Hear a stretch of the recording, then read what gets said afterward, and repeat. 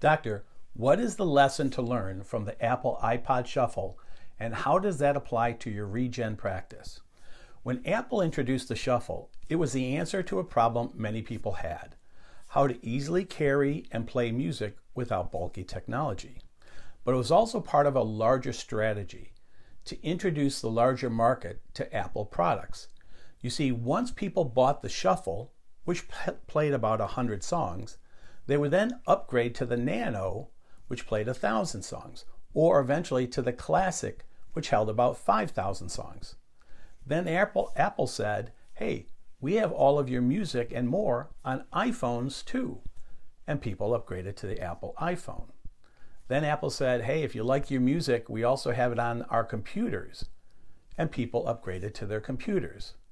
So the $99 Shuffle was an entry point or a gateway to a suite of product offerings that each provided better value at a higher price point. In the same way, the robotic MLS Laser is the gateway to orthobiologics.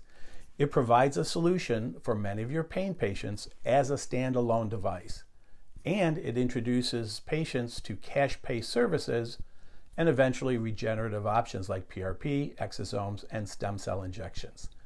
The robotic laser is at a lower price point than other orthobiologic treatments, so it's an easy transition from patients to make from insurance to cash at this lower price point.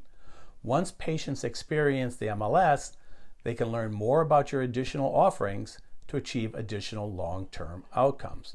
Additionally, many doctors combine the robotic treatments with the orthobiologics, just like Apple added music to their phones and their computers to create a better experience.